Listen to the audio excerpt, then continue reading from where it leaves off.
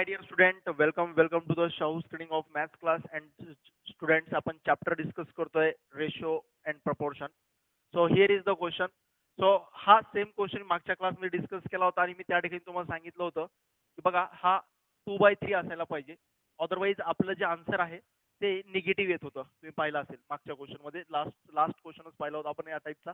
हा same question मागच्या क्लासमध्ये पाहिला होता आणि मी सांगितलं होतं 1 च्या ठिकाणी 2 असायला पाहिजे. बट तसं नाहीये, हा क्वेश्चन करेक्ट आहे. त्या ठिकाणी आपला आन्सर निगेटिव्ह होत होतं. निगेटिव्ह -2/3 त्या ठिकाणी आन्सर येत होतं. निगेटिव्ह -2/3 आणि रेशो कधी निगेटिव्ह नसतो. रेशो हा पॉझिटिव्ह क्वांटिटी असते. रेशो करेक्ट आलेला होता आपला. ठीक आहे. मी तो ऑप्शन्स लिहिले नाहीयेत. ऑप्शन लिहून मागच्या क्लासमध्ये मी हा क्वेश्चन डिस्कस केलेला आहे. तर 2:3 हे ऑप्शन होतं. आपला ऑप्शन आलं होतं निगेटिव्ह मध्ये. तर निगेटिव्ह रेशो नसतो म्हणून मी याला 2 असेल असं मी या ठिकाणी कन्सिडर करून मी तुम्हाला सांगितलं होतं. बट जी मी मेथड सांगितली मागच्या क्लासमध्ये ती पण मेथड करेक्टच आहे, रॉंग आहे असं नाहीये. तुम्हाला पण माहिती आहे, तुम्ही पण चेक करून बघितलं असेल की टोटल नंबरला मी एक्स कन्सिडर केलं, मग पहिला पार्ट पी आहे तर दुसरा पार्ट एक्स मायनस पी आणि इथून मग मी आपण सॉल्व्ह केलं होतं. बट याला सॉल्व्ह करण्याची बट असे क्वेश्चन जर सॉल्व्ह करायचे असतील, कसे क्वेश्चन आहेत, हा क्वेश्चन कसा आहे बघा. एक कुठला तरी एक नंबर आहे, त्या नंबरला डिवाइड करायचे. ठीक आहे. कुठला तरी एक नंबर आहे, त्या नंबरला कुठल्या तरी प्रपोर्शन मध्ये डिवाइड करायचे. तर ते प्रपोर्शन आपल्याला काढायचे, कोणत्या रेशो मध्ये डिवाइड केलेला असेल, तर कोणत्या रेशो मध्ये ते डिवाइड केलेला असेल तो रेशो आपल्याला काढायचा आहे. ठीक आहे. की ह्या दोन, हे कुठला तरी नंबर आहे, टोटल नंबर आपल्याला माहिती असणार नाही, बट त्या नंबरचा आपल्याला रेशो काढायचे आणि जे पण हे टोटल टोटल जो पण नंबर आहे त्या नंबरचे 2 पार्ट्स करायचे आपल्याला. ठीक आहे. तर 2 पार्ट्स करायचे आणि या 2 पार्टचा रेशो सांगायचे आपल्याला. मग याच्यासाठी आपल्याला काय काय दिलेलं असणार, तर आपल्याला टोटल दिलेलं असणार नाहीये. आपल्याला देणार या 2 पार्ट मधलं रिलेशन देणार, या 2 पार्ट मधलं रिलेशन देणार. जसं की बघा, फर्स्ट पार्टचा 1/4 घ्यायचा आहे आणि सेकंड पार्टचा 1/3 घ्यायचा आहे. ठीक आहे. 1/3च आहे, इथं 2/3 नाहीये. मागच्या क्लासमध्ये 2/3 म्हटलं होतं, बट इथं 1/3च आहे. तर याला सॉल्व्ह करण्याची मी एक दुसरी मेथड सांगतोय. कालची पण मेथड करेक्ट आहे, बट या ठिकाणी निगेटिव्ह आन्सर येत होतं. हालाकी आन्सर करेक्ट आलं आपलं. ठीक आहे.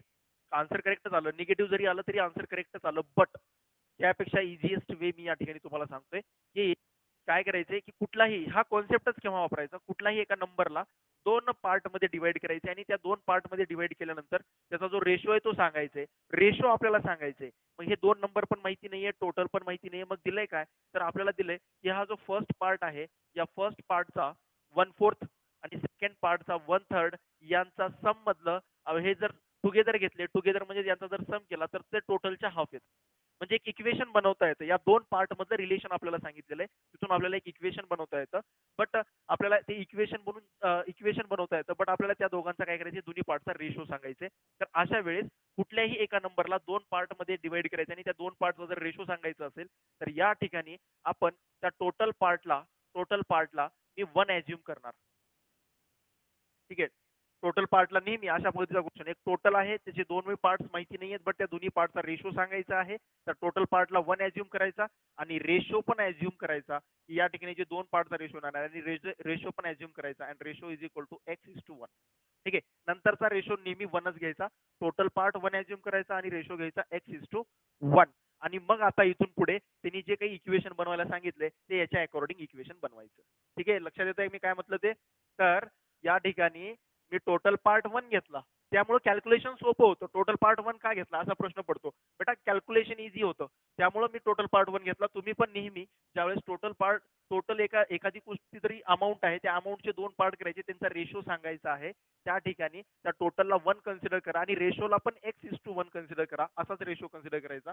ठीक आहे. तर हे ॲज्युम केल्यानंतर, ह्या 2 गोष्टी ॲज्युम केल्यानंतर खूप इझी होतो हा क्वेश्चन. ठीक आहे. तर मग या ठिकाणी काय करायचं आता बघा, 2 पार्ट्स टोटल आहे 1, याचे 2 पार्ट्सचा रेशो सांगायचे. रेशो घेतला मी x:1. तर मग आता इक्वेशन कंडिशन काय दिली, फर्स्ट पार्टचा 1/4 घ्यायचा आहे. फर्स्ट पार्ट किती आहे, टोटल किती आहे 1. 1चा कितवा पार्ट घ्यायचा आहे, 1/4 of the first part. Sorry, total part नाहीये, फर्स्ट पार्ट. तर फर्स्ट पार्टचा कितवा पार्ट घ्यायचा आहे, सॉरी फर्स्ट पार्टचा घ्यायचा आहे 1/4. सो म्हणून मी या रेशोनी मल्टिप्लाय करणार याला x/4. ठीक आहे. कारण की मला पहिला पार्ट हा एक्सच्या मल्टिपल मध्ये असेल. सो x/4 हा पहिला पार्ट की plus plus plus first x/4 ह्या पहिल्या पार्टनी, ह्या त्यांनी सांगितले फर्स्ट पार्टचा 1/4 घ्या. फर्स्ट पार्टचा 1/4 घ्यायचा, तर मी फर्स्ट पार्ट एक्सच्या मल्टिपल मधला असेल, काहीतरी एक्स असेल, फर्स्ट पार्टचा रेशो एक्स घेतलाय, x × 1/4 प्लस सेकंड पार्टचा किती घ्यायचा आहे 1/3, तर सेकंड पार्ट मी 1 घेतलाय, तर 1 × 1/3 करा, 1/3 1 × 1/3, ठीक आहे.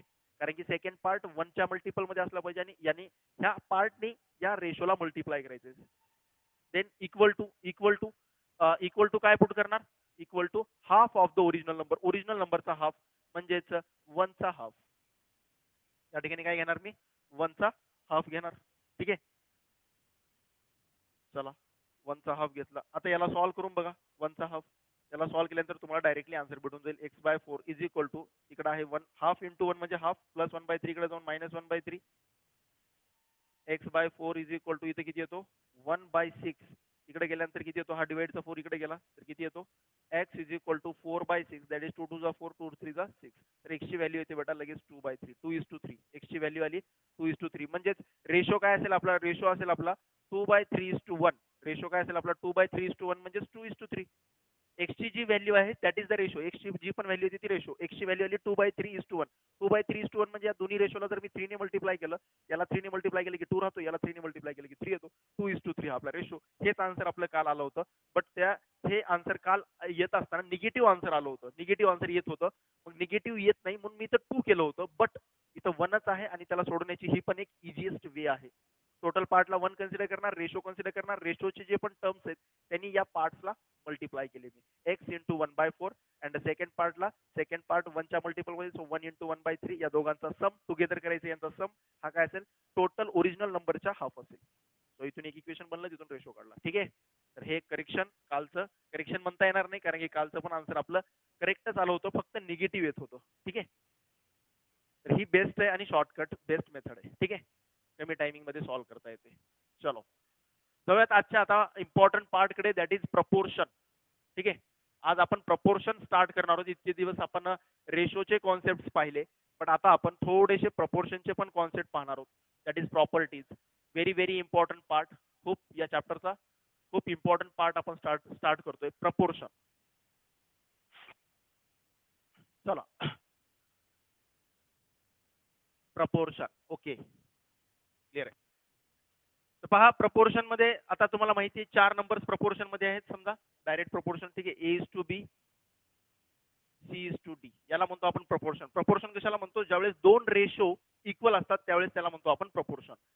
तर दोन रेशो ज्यावेळेस इक्वल असतात म्हणजेच A/B = C/D, तर याला म्हणतो आपण प्रपोर्शन. परत याच्यामध्ये हा फर्स्ट आहे, second term, third term, fourth term असं क्रमाने आपण काउंट करतो.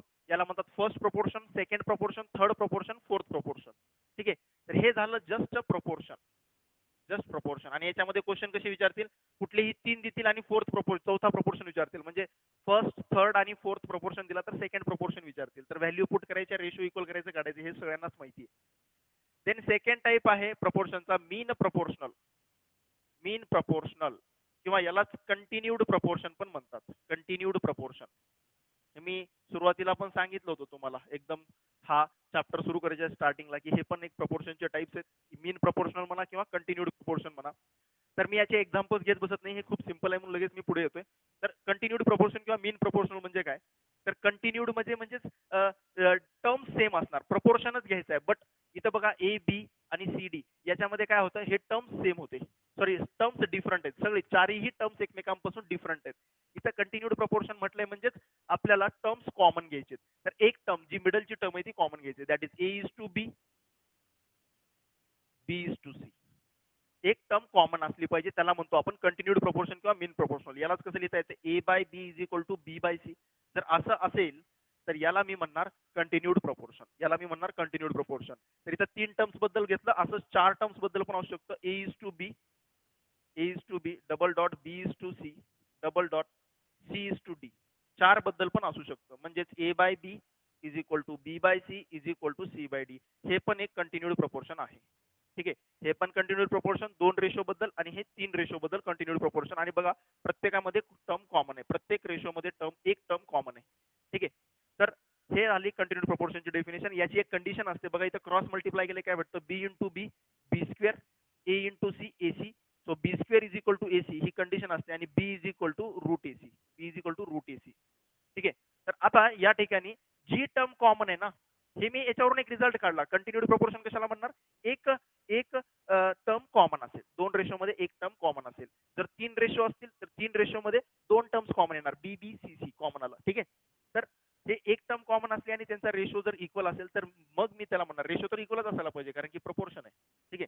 तर कंटिन्यूड प्रोपोर्शन एक टर्म कॉमन आहे आणि रेशो इक्वल येत आहेत, तर that is the continued proportion. आणि त्याला जर मी क्रॉस मल्टिप्लाय केलं तर आपल्याला इथून एक रिझल्ट येतो B square is equal to AC, म्हणजे आणि बी ची व्हॅल्यू येते रूट एसी. ठीक आहे. तर इथून काय सांगता येतं बघा, जर तुम्हाला असं म्हटलं if ABC R in proportion. ठीक आहे. ABC R in proportion. जर तुम्हाला तीनच टर्म प्रपोर्शन मध्ये आहेत असं सांगितलं की तिथं लगेच समजून जायचे की हे 3 टर्म्स प्रपोर्शन मध्ये आहेत, म्हणजेच ते मीन प्रपोर्शनल आहेत, म्हणजेच मिडलची टर्म काय होणार आहे? रिपीट होणार आहे. मिडलची टर्म रिपीट होणार आहे. जर तुम्हाला असं म्हटलं असतं A B C D are in proportion, तर त्या ठिकाणी ऑब्विसली आहे 4 टर्म्स दिलेत म्हणजे हे डायरेक्ट प्रपोर्शन मध्ये. या ठिकाणी चारही टर्म्स डिफरंट आहेत म्हणजे सिंपल प्रपोर्शन येणार आहे, डायरेक्ट नाही. सिंपल फक्त प्रपोर्शन असणार आहे, सिंपल प्रपोर्शन.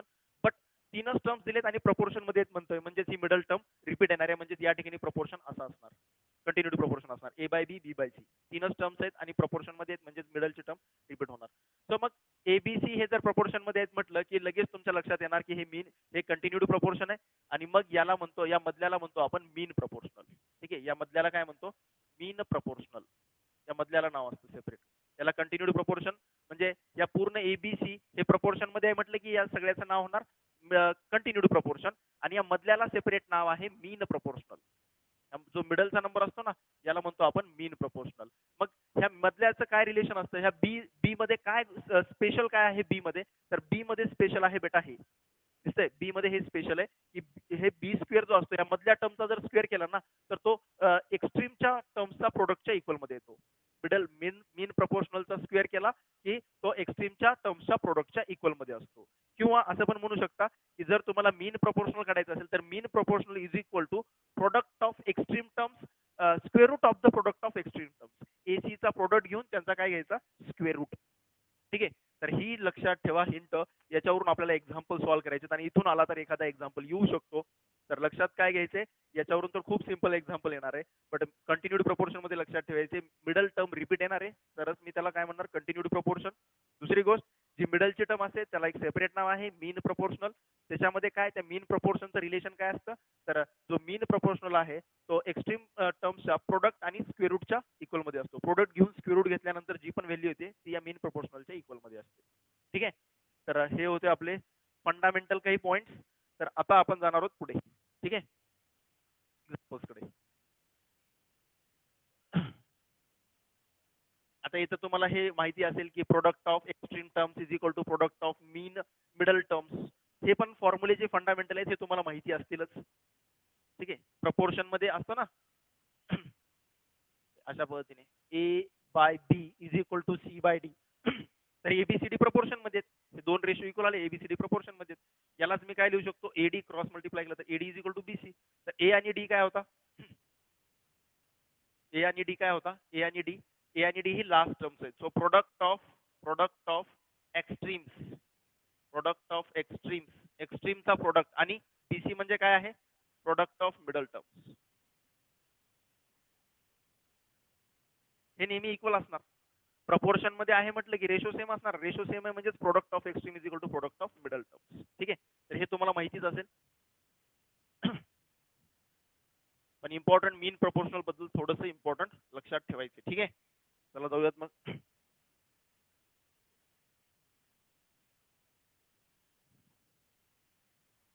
चला question. Find fourth proportional. Find fourth proportional. Find fourth proportional to 3, 5, 27. ठीक आहे. चला बघूयात फटाफट याचा आन्सर. बघा फोर्थ प्रपोर्शनल काढायचे. फोर्थ प्रपोर्शनल काढायचे म्हणजेच चारही टर्म्स डिफरंट आहेत म्हणजे साधं प्रपोर्शन आहे, फक्त प्रपोर्शन आहे. तर 3/5 म्हटलं होतं कुठलीही 3 टर्म्स येणार, चौथी टर्म काढायला सांगणार. तर 3:5 चा रेशो आणि 27 आपण समजा हा फोर्थ प्रपोर्शनल एक्स आहे. क्रॉस मल्टिप्लाय करणार 3x is equal to 27 into 5. X is equal to 27 into 5 upon 3. तर 3 9 जा तर एक्स इज इक्वल टू किती येणार? 45. सिंपल एकदम. ठीक आहे. एक्स इज इक्वल टू येणार 45. Next question.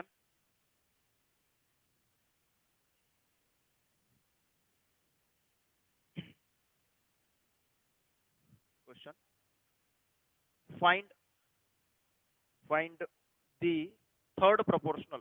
Find the third proportional. Find the third proportional to 5 comma 10. To 5 comma 10. ठीक आहे. हे रफ करतो. या ठिकाणी पण एक क्वेश्चन लिहून टाकतो.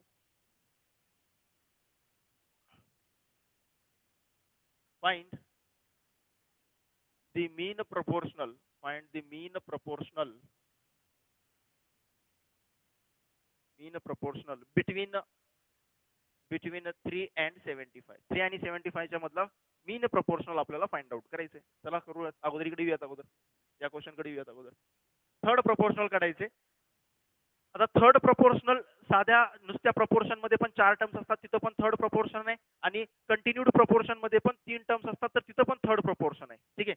कंटिन्यू ए बी सी आणि ए बी सी डी. ठीक आहे. तर याला first proportional, second, third, fourth proportional. आणि कंटिन्यूड प्रोपोर्शन मध्ये जरी असेल तरी पण याला फर्स्ट प्रोपोर्शन म्हटलं जाते, याला सेकंड प्रोपोर्शन म्हटलं जाते, याला थर्ड प्रोपोर्शनल म्हटलं जाते. बट कंटिन्यूड प्रोपोर्शन मध्ये मधल्याला सेपरेट नाव आहे मीन प्रोपोर्शनल. तर इथं काय म्हटलंय बघा, थर्ड प्रोपोर्शनल फाइंड आउट करायचे, पण दोनच टर्म्स दिलेत. टर्म्स किती दिलेत? दोनच. आणि थर्ड प्रोपोर्शनल फाइंड आउट करायचे. म्हणजेच हे कंटिन्यूड प्रोपोर्शन मध्ये आहे. हे कशामध्ये आहे? कंटिन्यूड प्रोपोर्शन मध्ये आहे. ही पहिली टर्म कंटिन्यूड प्रोपोर्शन मधली, ही फर्स्ट टर्म, ही सेकंड टर्म. तर या कंटिन्यूड प्रोपोर्शन मधली आपल्याला थर्ड टर्म काढायचे. जर सिंपल प्रोपोर्शन मधला थर्ड प्रोपोर्शन म्हटलं असतं तर 3 टर्म्स द्यायला हव्या होत्या त्यांनी. किती टर्म्स द्यायला हव्या होत्या? 3 टर्म्स द्यायला हव्या होत्या. तर त्यांनी दोनच टर्म्स दिले आणि थर्ड प्रोपोर्शनल काढा म्हटले, म्हणजे या ठिकाणी हा मीन प्रोपोर्शनल आहे हे समजून जायचे. तर लगेच मग मीन प्रोपोर्शनलचा कॉन्सेप्ट वापरायचे. तर ही फर्स्ट प्रोपोर्शनल, सेकंड प्रोपोर्शनल. तर आपल्याला माहिती आहे मीन प्रोपोर्शनल आहे, तर मीन प्रोपोर्शनल मध्ये जी मिडल टर्म असते, ती काय होते? रिपीट होते. रेशो मध्ये काय होते? रिपीट होते. सो 5/10 आणि नंतर 10 बाय थर्ड प्रोपोर्शनल समजा काहीतरी एक्स आहे. थर्ड प्रोपोर्शनल काहीतरी एक्स आहे. थर्ड प्रोपोर्शनल काहीतरी एक्स आहे. क्रॉस मल्टिप्लाय करा, आन्सर भेटून जाईल. So 5x is equal to 100. 10 10 100. x is equal to 100/5 म्हणजे x is equal to 20. Third proportional 20 असेल. कळालं? नेक्स्ट यात पुढे solution. Find the mean proportional between 3 and 75. 3 आणि 75 च्या मधला मीन प्रोपोर्शनल काढायचे. सो मीन प्रोपोर्शनल काढायचे तर आपल्याला माहिती आहे मीन प्रोपोर्शनल ए बी सी.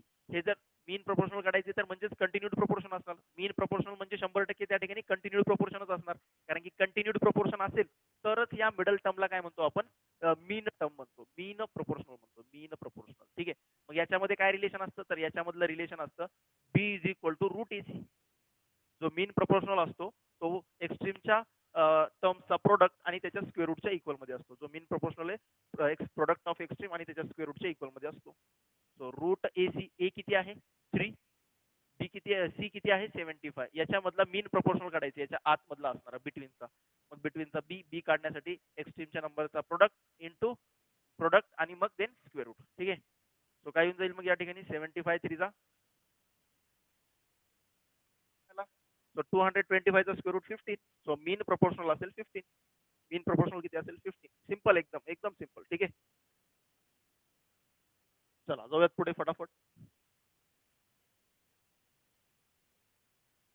फक्त रिलेशन वापरलं मी. ठीक आहे. जे आपण रिलेशन काढलं होतं ना, B is equal to root A C असतो, ते रिलेशन वापरलं आणि आन्सर काढलं. चला next one. If x, 6, 18, y are in continued proportion,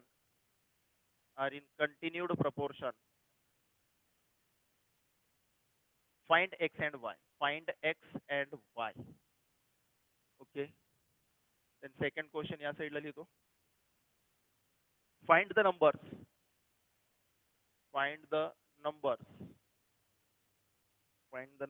such that the mean proportional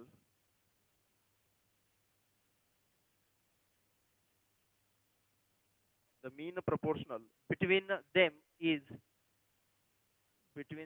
is 24, and the third proportional to them and the third proportional to them is 192. ठीक आहे. हे झाले दोन क्वेश्चन्स. 2 क्वेश्चन्स लिहिले म्हणजे आता मी 2 क्वेश्चन लगातार solve करेन. ठीक आहे, चला.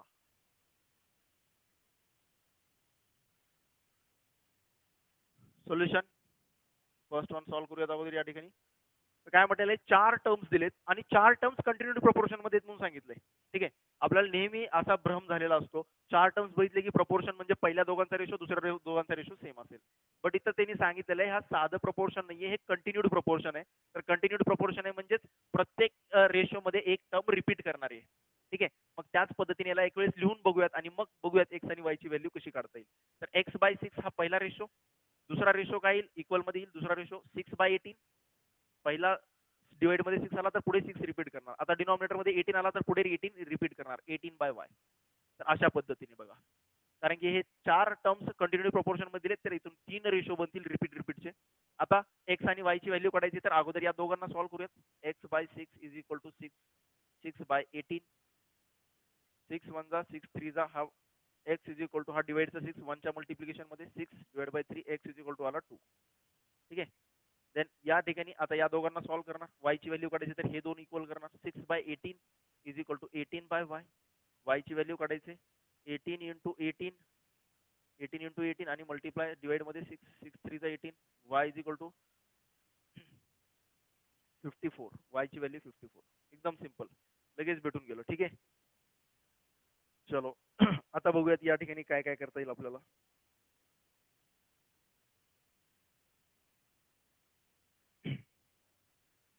क्लिअर आहे, इथं इथं काही अडचण असली नाही पाहिजे, फक्त रेशो बनवता आला पाहिजे. आणि रेशो बनवला की मला एक्स आणि वाय ची व्हॅल्यू काढायची, तर एक्सच्या सोबत ही एक वेळेस रेशो घेतला, तिथून एक्स ची व्हॅल्यू काढली.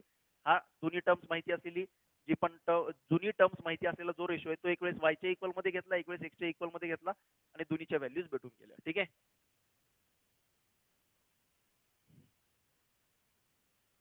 चलो next one. Find the number such that the mean proportional between them is 24. Mean proportional 24 आहे म्हणून सांगितले. The third proportional to them is 192. Mean proportional दिलाय बघा. काय होतं बघा, काय होतं. तर नंबर्स आपल्याला फाइंड आउट करायचे आहेत. असे नंबर्स फाइंड आउट करायचे आहेत आपल्याला की त्यांचा मीन प्रोपोर्शनल 24 असला पाहिजे आणि थर्ड प्रोपोर्शनल 192 असला पाहिजे. तर B is equal to root AC हा आपल्याला मीन प्रोपोर्शनलचा हा फॉर्म्युला, आपल्याला हे रिलेशन आपल्याला माहिती आहे मीन प्रोपोर्शनलचं. तर याच्यामध्ये टोटल 3 टर्म्स आहेत मीन प्रोपोर्शनल मध्ये. या ठिकाणी या फॉर्म्युल्यामध्ये टोटल 3 टर्म्स आहेत. तर या 3 पैकी कुठलेही 2 दिले ना तिसरा काढता येतो, कुठलेही 2 दिले तर तिसरा काढता येतो. मग 2 आपल्याला या ठिकाणी एक तर ऑलरेडी दिलेला आहे 24, मीन प्रोपोर्शनल ऑलरेडी सांगितलेलं आहे 24 आहे म्हणून. थर्ड प्रोपोर्शनल पण ऑलरेडी सांगितलेलं आहे 192 आहे म्हणून. तर राहिलेला तिसरा आपल्याला काढता येईल. ठीक आहे, सो मग कसं काढता येईल, mean proportional between them is 24. So 24 is equal to root AC. Third proportional दिलेला आहे 192 म्हणजे सी ची व्हॅल्यू a इंटू रूट 192. ठीक आहे, मग या ठिकाणी मला काय करावं लागेल, आता a ची व्हॅल्यू काढायची म्हणजे पहिला प्रोपोर्शनल फक्त काढायचे, तिसरा प्रोपोर्शनल दिलाय आपल्याला सी. मीन प्रोपोर्शनल दिलाय 24. दोन्ही साईडचा स्क्वेअर करूयात, काय भेटतो 576 इज इक्वल टू दोन्ही साईडचा स्क्वेअर 24 चा स्क्वेअर 576, इकडे येणार a इंटू 192, स्क्वेअर रूट निघून जाईल. मल्टिप्लायचा 192 इकडे येऊन डिवाइड मध्ये, सो काय भेटून जाईल, a ने 576 ला जर डिवाइड केलं 192 4 जा केलं तर येणार नाही, 3 जा बघूया, 3 चा 3 2 जा 6, 576 राईट येतोय. 192 3 जा, a ची व्हॅल्यू 3 भेटू लागली डायरेक्ट. म्हणजे पहिला प्रोपोर्शनल किती असेल 3. पहिला प्रोपोर्शनल किती असेल 3. ओ सॉरी सॉरी सॉरी, या ठिकाणी आपल्याला हे टर्म सांगितलेले नाहीयेत. फाइंड द नंबर्स क्वेश्चन बघा, आता मी इथून a ची व्हॅल्यू 3 आली, कुठलीही 2 दिला तर तिसरी काढता येते. बट या ठिकाणी नीट समजून घ्या, क्वेश्चन मी नीट रीड केला नाही. Find the numbers such that the mean proportional between them is 24. असे कुठले तरी नंबर्स आहेत, 3 नंबर्स, आपल्याला ते नंबर्सच माहिती नाहीये 3 नंबर्स कोणते आहेत ते. बट असे कुठले तरी 3 नंबर्स आहेत, त्या 3 नंबर्सचा मधला, त्या 3 नंबर्स मधला, त्या दोघांमधला मीन प्रोपोर्शनल 24 आहे. ठीक आहे, मीन प्रोपोर्शनल 24 आहे, म्हणजेच आतमध्ये 24 आणि हे बाकीचे 2 नंबर्स काय आहेत माहिती नाहीये बिलकुल पण. ठीक आहे, but third proportional to them is 192 and the third proportional काय आहे 192. तर आपल्याला सांगायचंय third proportional to them is 192.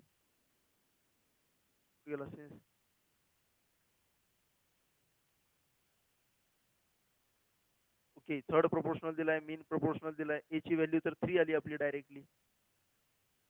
ए ची व्हॅल्यू तर इथून 3 आली होती. ठीक आहे. बट जर तुम्ही असं जर केलात ना 3 24 192 या दोघांचं मल्टिप्लिकेशन केलं 192 चा मीन टर्म आली 24. पण आपल्याला ते तिन्ही नंबर काढायचे होते, तर तिन्ही नंबर 324 192 हे असतील हे गरजेचं नाहीये, हे नेसेसरी नाहीये. बघा या ठिकाणी काय गडबड झाली. तर आपल्याला इथं नंबर्स ॲझ्युम करून चालावं लागेल. मी काय केलं या ठिकाणी 24 तर मीन प्रोपोर्शनल असेलच. ठीक आहे, 24 तर मीन प्रोपोर्शनल असेल. तिसरी टर्म पण दिलेली आहे, तर पहिली टर्म काढण्यासाठी मी डायरेक्टली हे रिलेशन वापरलं आणि रिलेशन वापरून मग सॉल्व्ह करण्याचा प्रयत्न केला. बट या ठिकाणी आपल्याला दोन नंबर्स माहिती नाहीयेत, तर इथून आपण सॉल्व्ह करण्याचा प्रयत्न करूयात. बघा कसं सॉल्व्ह करायचं. मी ॲझ्युम करून चालवेन, ॲझ्युम करून. ठीक आहे, कारण की आताचं करेक्ट येऊ लागलंय बघा, आताचं करेक्ट येऊ लागलंय. बट प्रॉब्लेम काय आहे याच्यामध्ये नीट समजून घ्या. ह्या 192 इंटू 3 जर केला तर 190 इंटू 3 करून त्याचा जर स्क्वेअर रूट घेतला तर तुम्हाला 24 भेटतो. बघा बरं, 192 इंटू 3 येतो 576 आणि 576 चा स्क्वेअर रूट घेतला की येतो 24. करेक्टच आहे ते पण. बट बट हे जर ऑप्शन मध्ये नसेल, हे जर ऑप्शन मध्ये नसेल तर दुसरे नंबर्स कसे फाइंड आउट करायचे, दुसरे नंबर्स कसे फाइंड आउट करायचे. Let the numbers let the numbers be x and y, x and y.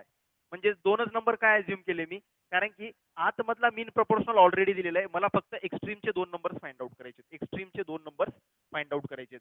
म्हणजेच हा 192 जो आहे ना तो एक्झॅक्ट नंबर नाहीये. 192 third proportional to them is त्यांचा तो हे पण एक पॉसिबल आन्सर आहे, हे पण एक पॉसिबल आन्सर आहे.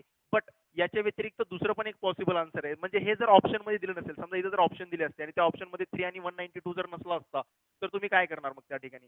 मग काही मुलं म्हणतील सर आम्ही ऑप्शन पुट करणार आणि आम्ही चेक करणार, असं पण काही मुलं म्हणू शकतात की सर असं कोणतं ऑप्शन आहे, आम्हाला इथं ऑप्शन जर दिले असते असे तर बाबा 12 48, ठीक आहे, ऑप्शन बी. मग असं तुम्ही मल्टिप्लाय करून बघू शकता या कोणत्या दोन नंबरचं मल्टिप्लिकेशन करून स्क्वेअर रूट घेतल्यानंतर 24 येतो. तर असं पण तुम्ही ऑप्शन वरून आन्सर काढू शकता कमी टायमिंग मध्ये. बट मी ऍक्च्युअल मेथड सांगतो या ठिकाणी की हे तर आन्सर करेक्टच आहे जे आपण आता रिलेशन वरून काढलं. बट या ठिकाणी आपल्याला काय म्हणायचे एक्स अँड वाय. तर मी पहिला आणि लास्टचा नंबर म्हणजे 192 थर्ड प्रोपोर्शनल जो आहे तो एक्झॅक्टली 192 आहे असं आपल्याला सांगता येणार नाही. तर त्या ठिकाणी मी हे दोन नंबर्स ॲझ्युम केले, कारण की हे ऑप्शन मध्ये जर नसेल तर मग आपल्याला हे एक्झॅक्ट 192 थर्ड प्रोपोर्शनल हा 192च आहे असं आपल्याला या ठिकाणी जर ऑप्शन मध्ये जर दिलं नसेल तर 192 आहे असं म्हणता येणार नाही. मग मी त्या ठिकाणी ते दोन नंबर्स एक्स्ट्रीमचे दोन नंबर्स मी ॲझ्युम केले, एक्स्ट्रीमचे दोन नंबर्स मी ॲझ्युम केले. ठीक आहे, सो एक्स्ट्रीमचे दोन नंबर्स ॲझ्युम केले तर मी लगेच म्हणू शकतो की मीन प्रोपोर्शनल काय असतो, root x y is equal to mean proportional असतो. एक्स्ट्रीमच्या दोन नंबरचे ॲझ्युम केले आणि त्या दोन नंबरचा प्रोडक्ट आणि त्याचा स्क्वेअर रूट हा 24 च्या इक्वल मध्ये म्हणजे x y is equal to 576 म्हणजे x is equal to 576 upon y. X ची व्हॅल्यू काय येते 576 upon Y.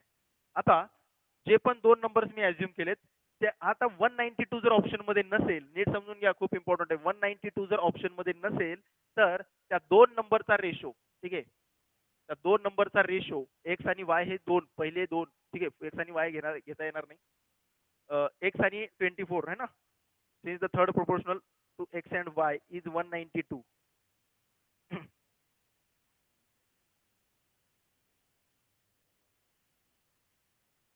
Okay,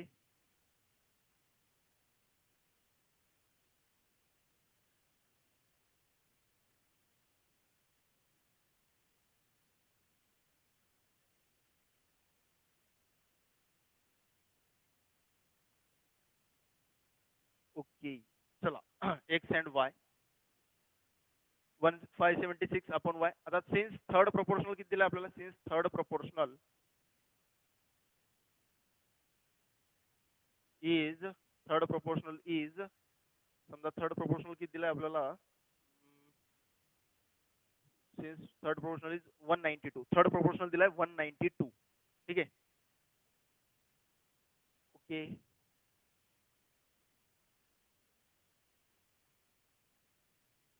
third proportional to them.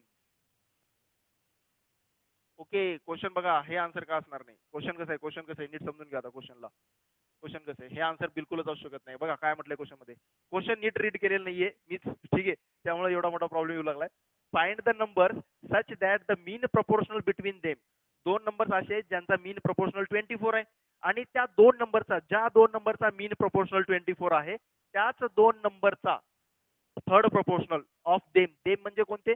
ज्या दोन नंबरचा मीन प्रोपोर्शनल 24 आहे, त्याच दोन नंबरचा थर्ड प्रोपोर्शनल 192 आहे.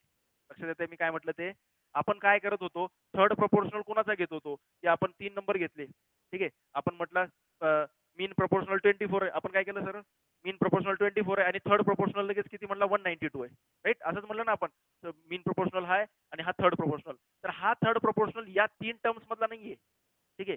या एबीसी मधला हा सी नाहीये, हा थर्ड प्रोपोर्शनल हा नाहीये, दिलेल्या रेशोचा हा थर्ड प्रोपोर्शनल नाहीये. त्यांनी म्हटलंय की third proportional to them. Them म्हणजे कोणाचा? असे दोन नंबर्स एक्स आणि वाय, असे दोन नंबर ज्यांचा मीन प्रोपोर्शनल 24 येतो. हे एक्स आणि वाय दोन नंबर, यांचा मीन प्रोपोर्शनल 24 येतो. तर याच दोन नंबरचा थर्ड प्रोपोर्शनल 192 येतो. या दोन नंबरचा मीन प्रोपोर्शनल म्हणजे एक्स वाय आणि 192 हे तीन मीन प्रोपोर्शनल मध्ये असणार. एक्स वाय आणि 192 हे तीन मीन प्रोपोर्शनल हे यांचा एक्स आणि वायचा थर्ड प्रोपोर्शनल 192 आहे. आपण काय घेत होतो? या आपल्या दिलेल्या याचाच आपण म्हणजे दिलेला जो पण आपले तीन टर्म्स आहेत, त्या तीन टर्म्स मधलंच तिसरी टर्म 192 कन्सिडर केली होती आपण. नीट समजून घ्या, प्रत्येक वेळेस सांगतो बघा. B square is equal to AC किंवा B is equal to root AC हे आपण म्हटलं. मी म्हटलं या तीन पैकी कुठलेही दोन दिले तर तिसरी काढता येते, राईट. तर सुरुवातीपासून सांगतोय, नीट समजून घ्या. आता क्वेश्चन थोडंसं रीड करायला कॉम्प्लिकेशन झाले आपले, म्हणून असा प्रॉब्लेम आलेला आहे. तर आपल्याला, आणि हे माझ्यासोबत जो धोका झाला तो तुमच्यासोबत पण होऊ शकतो. नीट समजून घ्या, माझ्यासोबत जो धोका झालेला आहे तो तुमच्यासोबत पण होऊ शकतो. कसा?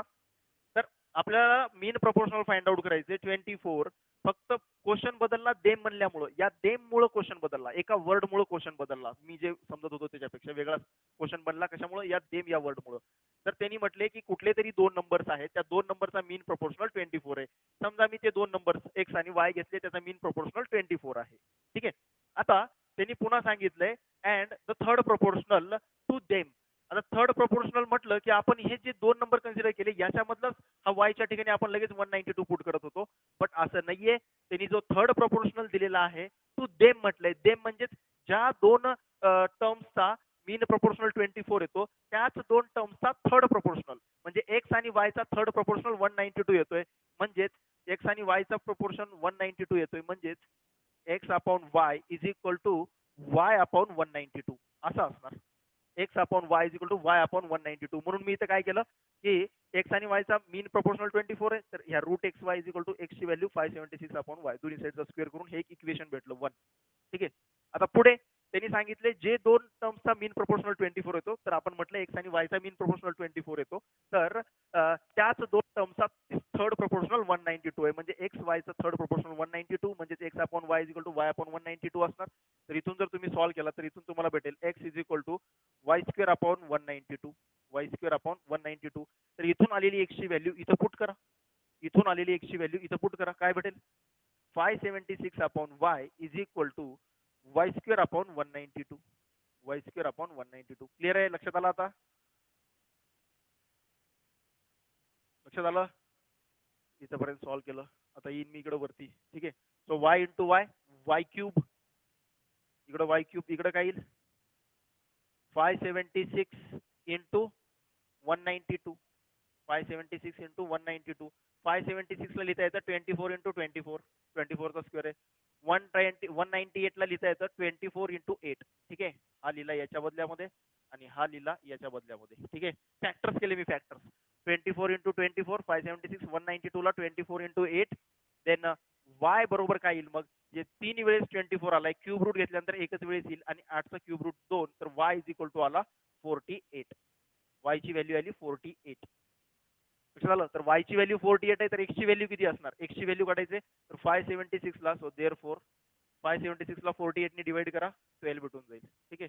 एक्स ची व्हॅल्यू बघा 576 अपॉन 12, 48 केला की 12 भेटून जाईल तुम्हाला. सो एक्स आणि वाय हे दोन व्हॅल्यूज भेटल्या. सो देअरफॉर 12, 24, 48, 12, 24, 48 हे आपलं करेक्ट आन्सर आहे. हे आपले करेक्ट तीन नंबर्स आहेत, तुम्ही चेक करून बघू शकता. आणि हे पहिला आणि शेवटचा जो प्रोपोर्शनल आहे, हे फर्स्ट आणि थर्ड प्रोपोर्शनल आहे ना, यांचा थर्ड प्रोपोर्शनल हा 192 आहे. या दोघांचा थर्ड प्रोपोर्शनल 192 आहे. या 24 मधला थर्ड प्रोपोर्शनल नाहीये, तर 12 आणि 48 चा थर्ड प्रोपोर्शनल 192 आहे. एका दुसऱ्या कंटिन्यूड प्रोपोर्शनचा थर्ड प्रोपोर्शनल 192 आहे, या दिलेल्याचा नव्हता. म्हणून of them to them, them त्यांचा थर्ड प्रोपोर्शनल, त्यांचा म्हणजे कोणाचा, जे दोन नंबरचा मीन प्रोपोर्शनल 24 येतो त्या दोन नंबरचा थर्ड प्रोपोर्शनल 192 आहे. म्हणून इथून करेक्ट आन्सर येतं 12, 24, 48. लक्षात आलं कसं सॉल्व्ह केले. अगोदर मीन प्रोपोर्शनल असल्यामुळे तो कॉन्सेप्ट वापरला, मीन प्रोपोर्शनलचा रिलेशन वापरलं फॉर्म्युला, तिथून एक्स आणि वाय मधलं रिलेशन काढलं. नंतर त्यांनी सांगितले थर्ड प्रोपोर्शनल दिलाय त्याच्यावरून थर्ड प्रोपोर्शनल घेऊन एक रेशो काढला. हे दोघांमध्ये एकमेकांच्या व्हॅल्यू पुट केल्या आणि तिथून आपल्याला वाय ची व्हॅल्यू भेटली, एक्स ची व्हॅल्यू पण भेटून गेली. ठीक आहे, चलो क्वेश्चन कसा गोंधळ करू शकतो हे तुमच्या लक्षात आलं असेल. एकदम गोंधळ घालून टाकतो काही क्वेश्चन. टू देम म्हटलं होतं, टू देम.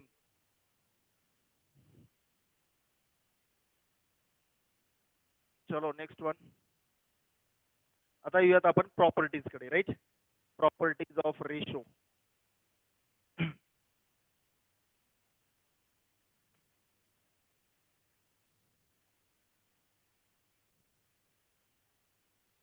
चलो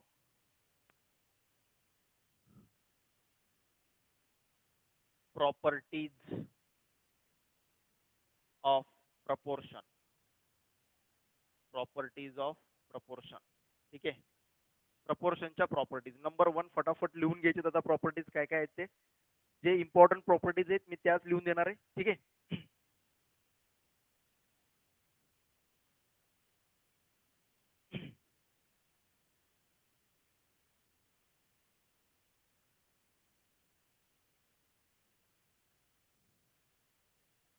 चलो बघूयात.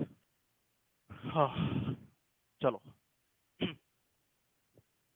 फर्स्ट प्रॉपर्टी असणार आहे बेटा invertendo, that is A by B is equal to C by D. असं जर असेल, इफ काय झालं तर काय होतं, if A by B is equal to C by D then then B by A is equal to D by C. हे तर सगळ्यांनाच माहिती आहे, याला म्हणतात इन्व्हर्टेंडो. या प्रॉपर्टीला म्हणतात इन्व्हर्टेंडो. ठीक आहे, देन नंबर 2 इन्व्हर्टेंडो झाला. Number 2 alternendo. ठीक आहे, सॉरी झाला इन्व्हर्टेंडो. हा, आता अल्टरनेंडो बघूयात काय अल्टरनेंडो काय असते. If A by B is equal to C by D then A by B is equal to C by D. म्हणजे हे चार टर्म्स प्रपोर्शन मध्ये आहेत, तर मी एका साईडचा रेसिप्रोकल घेतला की दुसऱ्या साईडचा पण होतो, यालाच नाव आहे इन्व्हर्टेंडो. देन या सगळ्या प्रॉपर्टीज आहेत बरं का. आता हे लक्षात ठेवायचे नाही, खूप इम्पॉर्टंट आहेत, याच्यावरूनच एक्झाम्पल सॉल्व्ह करायचे आपल्याला. A by B is equal to C by D. Then आता मी लिहितोय अल्टरनेंडो. अल्टरनेंडो म्हटलं की या न्यूमरेटरची पोझिशन बदलायची, एका न्यूमरेटरची पोझिशन बदलायची, इकडलं इकडे जाणार, हे इकडलं इकडे, इकडलं इकडे होणार. ठीक आहे, सो ए बाय सी. ठीक आहे, A by C is equal to B by D. लक्षात आहे, हा न्यूमरेटरचा डिनॉमिनेटर मध्ये आला आणि डिनॉमिनेटरचा बी वरती जाऊन न्यूमरेटर मध्ये दिला. दॅट इज अल्टरनेंडो बेटा, यालाच म्हणतात alternendo. A by C is equal to B by D. ठीक आहे, आता बघूयात आपण कॉम्पोनेंडो. ठीक आहे, third one componendo. If A by B is equal to C by D then A by B is equal to C by D then काय येईल, A by B is equal to C by D. तर या ठिकाणी काही अल्टरनेंडोची property. ठीक आहे, alternendo म्हणजे denominator जो आहे तो न्यूमरेटर मध्ये ऍड करा किंवा दोन्ही साईडला +1 करा. कॉम्पोनेंडो जर काढायचे तर जस्ट दोन्ही साईडचा +1 केला की तुम्हाला ती प्रॉपर्टी भेटते. याला म्हणतात ए प्लस बी. आता क्रॉस मल्टिप्लाय करा, दोन्ही साईडला +1 ऍड केल्यामुळे रेशो मध्ये काही चेंज होत नाही. बी इंटू 1 बी, ए प्लस बी आला न्यूमरेटर मध्ये, डिनॉमिनेटरला बी ला बी ऍज इट इज. इकडे सी प्लस डी आला डिनॉमिनेटर मध्ये, डी ला डी ऍज इट इज. यालाच म्हणतात कॉम्पोनेंडो. कॉम्पोनेंडो. ठीक आहे, तर शॉर्टकट मध्ये कसं लक्षात ठेवायचं की न्यूमरेटर मध्ये डिनॉमिनेटर ऍड केला, न्यूमरेटर मध्ये डिनॉमिनेटर ऍड केला आणि डिनॉमिनेटर ऍज इट इज ठेवला. जी पण न्यूमरेटर मध्ये डिनॉमिनेटर ऍड करायचा आणि जी पण ऍडिशन येणार आहे ती न्यूमरेटर मध्ये लिहायची. न्यूमरेटर मध्ये डिनॉमिनेटर ऍड करायचा, जी येणारी ऍडिशन आहे ती न्यूमरेटर मध्ये लिहायची आणि डिनॉमिनेटर ऍज इट इज. परत सी प्लस डी न्यूमरेटर मध्ये डिनॉमिनेटर ऍड करायचा, न्यूमरेटर मध्ये लिहायचा, डिनॉमिनेटर ऍज इट इज. याला म्हणतात कॉम्पोनेंडो प्रॉपर्टी. इथं प्लस आला की कॉम्पोनेंडो प्रॉपर्टी आणि जी पण ऍडिशन येणार आहे ती वरती येणार आहे, तर कॉम्पोनेंडो प्रॉपर्टी म्हणतात त्याला. ठीक आहे, तर लक्षात ठेवा. कसं लक्षात ठेवायचं, जर कुठलेही दोन रेशो, ठीक आहे, कुठलेही दोन रेशो इक्वल आहेत तर त्या दोन रेशोमध्ये समजा 1/2 इज इक्वल टू 3/4 आहे. ठीक आहे, सॉरी 1/2 इज इक्वल टू 4/8 आहे. तर मी याला काय लिहू शकतो, याला मी असं लिहू शकतो 1 + 2 3. दोघांची ऍडिशन करायची, वरती लिहायची, डिनॉमिनेटरचा 2 ॲज इट इज, 4 + 8 12 अपॉन 8 बघा बरं 3/2 आला, इकडे पण 3/2 येतो. 4 3 12 4 2 8 लक्षात येते. दोन रेशो जर इक्वल आहेत तर त्या रेशो जे रेशो इक्वल आहेत त्यांच्या टर्म्सचा सम करून वरती लिहायचा, डिनॉमिनेटर ॲज इट इज. दोन्ही साईडला सेम प्रॉपर्टी करायची, तर ते दोन्ही रेशो ही प्रॉपर्टी वापरल्यानंतर दोन्ही साईडचे रेशो सेम येतात. जर हे इक्वल असेल तर हे पण इक्वल असणार. ठीक आहे. Fourth one, if a/b is equal to c/d, then आता जर +1 केला होता, आता -1 करूयात. दोन्ही साईडला -1. ठीक आहे. तर काय भेटेल आपल्याला, दोन्ही साईड मधून मी 1 मायनस केला तर a minus B upon B is equal to C minus D upon D. याला म्हणतात डिव्हिडेंडो. याला काय म्हणतात, डिव्हिडेंडो प्रॉपर्टी. जे 9th क्लास मधले स्टेट बोर्डचे जे स्टुडंट्स आहेत त्यांना या सर्व प्रॉपर्टी माहिती असतील, त्यांच्या सिलेबसला होत्या या प्रॉपर्टीज. ठीक आहे, त्यांना माहिती असतीलच या प्रॉपर्टी. जस्ट मी लिहून देतो या ठिकाणी. देन कॉम्पोनेंटो डिव्हिडेंडो हे सेपरेट झालं. आता या दोघांना कंबाईन करून पण प्रॉपर्टी वापरता येते, जी की सगळ्यात जास्त वापरली जाते बघा. If a/b is equal to c/d, then मग मी असं लिहू शकतो याला की a plus B upon a minus B is equal to c plus D upon c minus D. Very important, VIMP. याचा यूज करून भरपूर क्वेश्चन सॉल्व्ह केले जातात. हे एक वापरण्यापेक्षा या दोघांचं कंबाईन करून हे प्रूफ करता येते आपल्याला. ठीक आहे. इथं काय केलं सर, इथं +1 केल्यानंतर कॉम्पोनेंटो आला, -1 केल्यानंतर डिव्हिडेंडो आला. इथं काय केलं तर बेटा हे प्रूफ केलेलं आहे. याचं प्रूफ मी सांगत बसणार नाही, बट डायरेक्टली मी तुम्हाला सांगतोय की कॉम्पोनेंटो डिव्हिडेंडो प्रॉपर्टी काय असते. याला म्हणतात कॉम्पोनेंटो अँड डिव्हिडेंडो. दोन्ही एकसाथ वापरलं ना आपण, वरती ऍड पण केला, खाली सबट्रॅक्ट पण केलं, तर हे आपण एकदाच वापरलं म्हणून कॉम्पोनेंटो अँड डिव्हिडेंडो. ठीक आहे. तर याचा रेसिप्रोकल घेतला तर याचा पण रेसिप्रोकल घ्यावा लागेल दोन्ही साईडचा, म्हणजे a minus B upon a plus B, C minus D upon C plus D पण इक्वल असणार. तर ही खूप इम्पॉर्टंट प्रॉपर्टी, याच्यावरूनच आपल्याला भरपूर क्वेश्चन सॉल्व्ह करायचे आहेत. ठीक आहे. आय होप लिहून झाला असेल हे सर्व प्रॉपर्टीज लक्षात ठेवायचे आणि वापरायचे. ठीक आहे. देन आता बघूयात आपण कन्व्हर्टेंडो काय असतो. ठीक आहे. Convertendo, if a/b is equal to c/d, then आता मी रेसिप्रोकल करून -1 करतो या ठिकाणी. देन कन्व्हर्टेंडो साठी डायरेक्ट लिहून टाकतो, मी डायरेक्ट लिहूनच टाकतो काय असते property. a upon a minus B is equal to c upon c minus D, that is called as convertendo. ही गरज नाहीये बाकीचं, हे कन्व्हर्टेंडोची वगैरे काही गरज नाही जास्त. सगळ्यात इम्पॉर्टंट कॉम्पोनेंटो डिव्हिडेंडो आणि हे कॉम्पोनेंटो डिव्हिडेंडोचा कॉम्बिनेशन. हे कॉम्बिनेशनच सर्वात जास्त इम्पॉर्टंट आहे. मेन पार्ट तर इथंच आहे. ठीक आहे. तर इथून आपल्याला बरेचसे क्वेश्चन सॉल्व्ह करता येतात. तर कुठलेही दोन रेशो इक्वल आहेत तर त्यांच्या त्या दोन्ही टर्मचा सम न्यूमरेटर मध्ये, दोन्ही टर्मचा न्यूमरेटर मधून डिनॉमिनेटर सबट्रॅक्ट केला तो खाली, दोघांचे एडिशन वरती, आणि न्यूमरेटर मधून डिनॉमिनेटर सबट्रॅक्ट केल्यानंतर डिनॉमिनेटर मध्ये. ठीक आहे. चला, तर हे अशा ह्या सगळ्या प्रॉपर्टीज आहेत. काय काय प्रॉपर्टीज बघितल्या. इन्व्हर्टेंडो म्हणजे रिसिप्रोकल सगळ्यांनाच माहिती होतं. अल्टरनेंडो न्यूमरेटरची पोझिशन बदलली, दॅट इज अल्टरनेंडो. कॉम्पोनेंडो +1 केला, दोन्ही रेशो मध्ये जे रेशो इक्वल आहेत त्यांच्या दोन्ही साइड मध्ये +1 केला, आणि +1 केल्यानंतर न्यूमरेटर मध्ये ऍडिशन, डिनॉमिनेटर मध्ये जे डिनॉमिनेटर आहे तो ॲज इट इज. ठीक आहे. तर ऍडिशन केल्यानंतर कॉम्पोनेंडो, डिवाइड केल्या मायनस केल्यानंतर दोन्ही टर्म मधून -1 केल्यानंतर डिव्हिडेंडो ही प्रॉपर्टी भेटते. -1 केल्यानंतर बघा, -1 केल्यानंतर डिव्हिडेंडो ही प्रॉपर्टी भेटते. आणि या दोघांना कंबाईन करायचं, कॉम्पोनेंडो वरती डिव्हिडेंडो खाली, तर याला कॉम्पोनेंडो डिव्हिडेंडो हे दोन्ही मिळून एकदाच ही प्रॉपर्टी वापरता येते. आणि हा कॉन्व्हर्टेंडो अशा पद्धतीने असते. ठीक आहे. चलो, या झाल्या सर्व प्रॉपर्टीज. आता जाऊयात आपण एक्झाम्पल्स कडे फटाफट. या सर्वांकडे बघून आपल्याला एक्झाम्पल्स सॉल्व्ह करता येतील easily.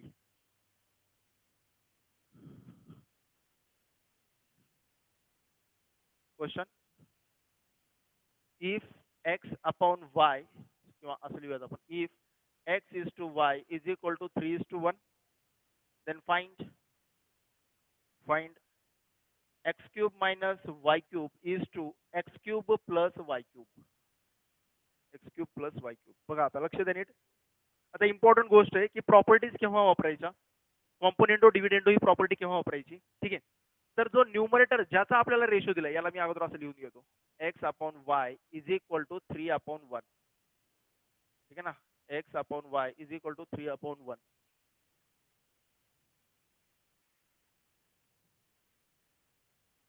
x upon y is equal to 3/1 असं लिहिलं. तर कॉम्पोनेंटो डिव्हिडेंडो ही प्रॉपर्टी केव्हा वापरायची, केव्हा लक्षात यायला पाहिजे, कारण की जास्त क्वेश्चन त्याच्यावरूनच आहेत. तर तुम्हाला एक रेशो दिलाय आणि ज्या टर्म्सचा रेशो दिलाय त्यांचा सम न्यूमरेटर मध्ये आणि त्यांचाच डिफरन्स डिनॉमिनेटर मध्ये आहे याचा रेशो जर काढायचा असेल तर ज्या दोन टर्म्सचा रेशो तुम्हाला दिलेला आहे त्याच दोन टर्म्सचा सम आणि त्याच दोन टर्म्सचा डिफरन्सचा रेशो जर तुम्हाला काढायचा असेल तर लगेच तुम्हाला कळायला पाहिजे अरे एक्स आणि वायचा रेशो दिलाय आणि x plus y x minus Y यांचा रेशो काढायचा आहे तर मी डायरेक्टली कॉम्पोनेंटो डिव्हिडेंडो वापरू शकतो. ठीक आहे, ही एक मेथड. दुसरी मेथड काय असेल बघा. ठीक आहे, लक्षात आलं कॉम्पोनेंटो डिव्हिडेंडो केव्हा वापरायचे, क्लिअर आहे. चला तर मी आता या एक्झाम्पलला कॉम्पोनेंटो डिव्हिडेंडोनी सॉल्व्ह करून देणार आहे. X by y is equal to 3/1. तर मी आपल्याला x cube minus y cube x cube plus y cube काढायचे. ते क्यूब कडे आपण नंतर जाऊयात, अगोदर आपण x plus y x minus y ची व्हॅल्यू काढून घेऊयात. ठीक आहे, चला इथून मग आपल्याला इझिली काही मुलं म्हणतील की सर तेवढ्या लांब कॉम्पोनेंटो डिव्हिडेंडो कडे जाण्यापेक्षा इथून डायरेक्टली म्हणा ना sir X is equal to 3y, X is equal to 3y cross multiply केलं X is equal to 3y. किंवा मग काही मुलं म्हणतील सर एक्स ला ऍज्युम करा 3k, वाय ला ऍज्युम करा k, 1 इंटू के 3 इंटू के. बघा किती मेथड्स येऊ लागलेत.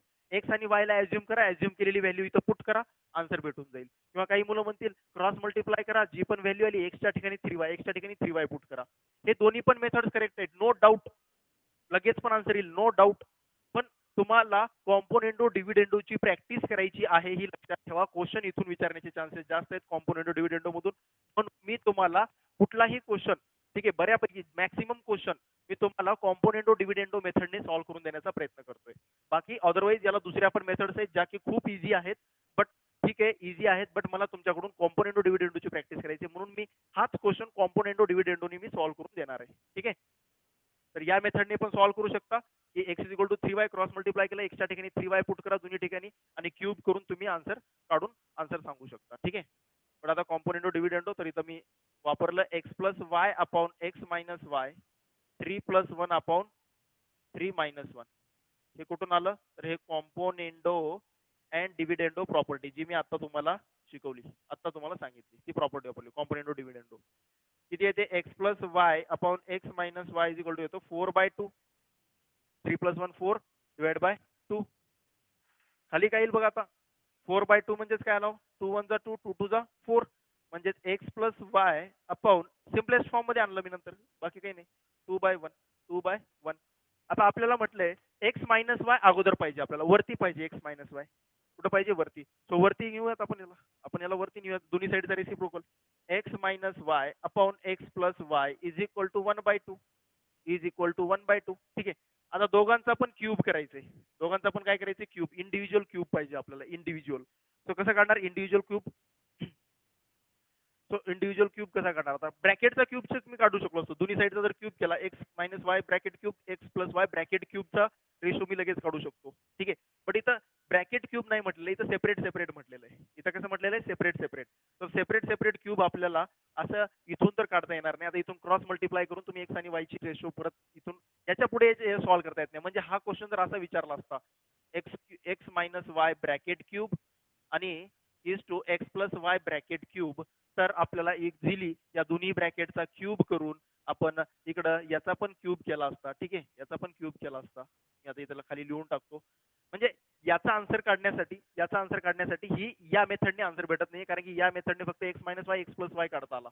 पण जर ह्याच मेथडने कशाचा आन्सर काढता येते ब्रॅकेट क्यूबचं, इंडिव्हिज्युअल क्यूबचा आन्सर काढण्यासाठी मग आता तुम्ही दुसरी मेथड वापरा जी मी आता सांगितली, x is equal to 3y, एक्सच्या ठिकाणी 3y पुट केला याचा आन्सर काढण्यासाठी. ठीक आहे, मी अगोदर हे काढूनच देतो मग दुसऱ्या क्वेश्चन कडे जाईल.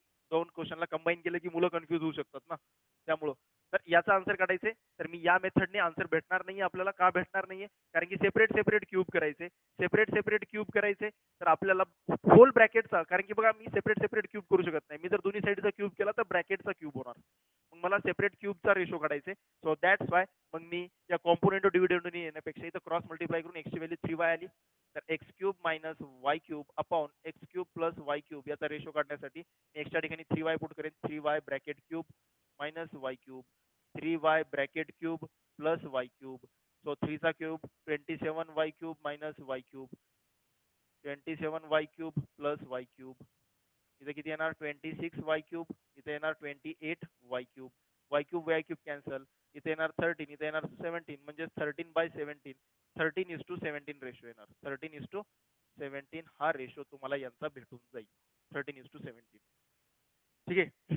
सॉरी 17 नाही, 28 ला कॅन्सल केलं 14 येईल. 14 13:14. तर हे तर झालं याचा आन्सर. बट याच ठिकाणी जर तुम्हाला असा क्वेश्चन, हे लक्षात आलं का, या कॉम्पोनेंटो डिव्हिडेंडोनी याचा आन्सर येत नाहीये, कारण की इथं इंडिव्हिज्युअल क्यूब आहेत. जर कॉम्पोनेंटो डिव्हिडेंडोनी जर केलं तर x minus Y X plus वायचा रेशो येतोय, पण इंडिव्हिज्युअल क्यूब करता येत नाहीये तिथं. तर म्हणून मी या ठिकाणी काय करेन, जर हा क्वेश्चन, या क्वेश्चनचा आन्सर तर आलोय या दुसऱ्या मेथडने, तर या ठिकाणी जर असा विचारला असता question, find x minus Y bracket cube upon is to x plus Y bracket cube. आता या ठिकाणी कसं काढणार, तर याला काढण्यासाठी परत ही मेथड इथं जरी वापरली तरी पण बेटर आहे, काही प्रॉब्लेम नाही, हीच मेथड इथं पण वापरू शकतात. बट याचा आन्सर काढण्यासाठी तुम्ही कॉम्पोनेंटो डिव्हिडेंडो वापरू शकतात. मी दोन्ही साईडचा जर क्यूब केला, इथपर्यंत मी कॉम्पोनेंटो डिव्हिडेंडो वापरला, याच्या दोन्ही साईडचा जर क्यूब केला तर 1/8 रेशो येतो. किती येतो रेशो? 1/8, 1/2.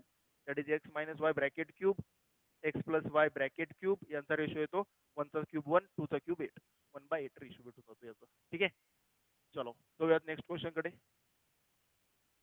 तर एकाच क्वेश्चन मध्ये मी 2 क्वेश्चन सॉल्व्ह करून दिले तुम्हाला, थोडासा चेंज करून. ठीक आहे, चला.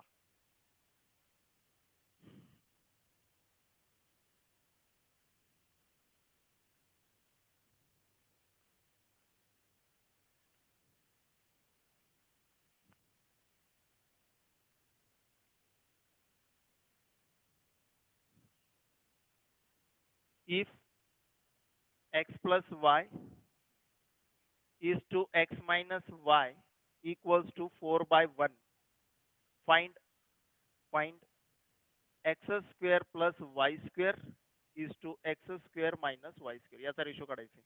ठीक आहे, परत मी लगेच जाईन कॉम्पोनेंटो डिव्हिडेंडो कडे. बाकी मेथड्स तुम्ही चेक करू शकता, बाकी फंडामेंटल मेथड्स तुम्हाला येतात. मी कॉम्पोनेंटो डिव्हिडेंडो कडे जाणार आहे directly. X plus Y upon x minus Y is equal to 4/1.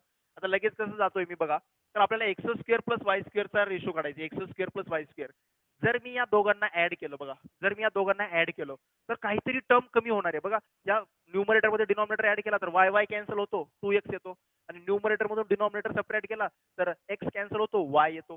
म्हणजे एक्स आणि वाय चा रेशो भेटणार आहे मला. कॉम्पोनेंटो डिव्हिडेंडो वापरला तर मला एक्स आणि वाय मधला रेशो भेटणार आहे, आणि एक्स आणि वाय चा रेशो भेटला की याची व्हॅल्यू काढता येते आपल्याला. मला बघूयात मग. सो एक्स प्लस वाय आणि न्यूमरेटर मधून डिनॉमिनेटर सबट्रॅक्ट, न्यूमरेटर मधून डिनॉमिनेटर सबट्रॅक्ट.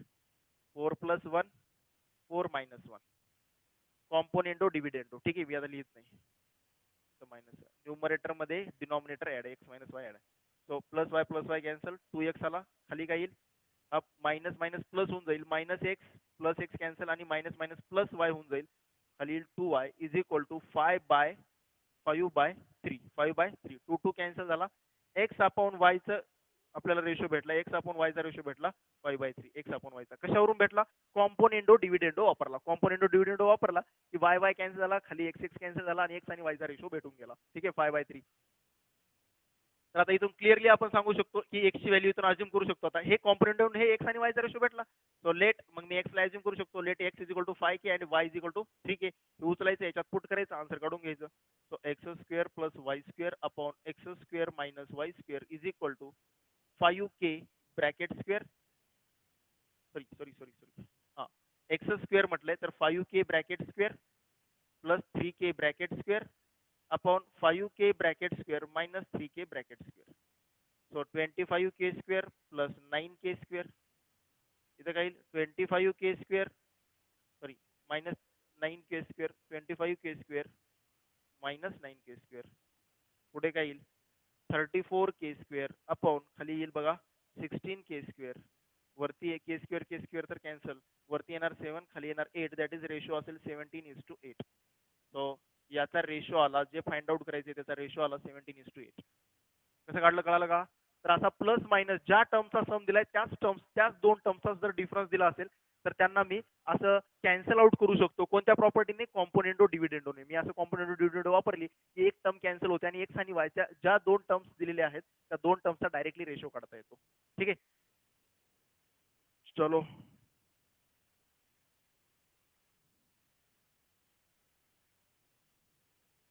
आणखीन एक लास्ट वन मोर क्वेश्चन.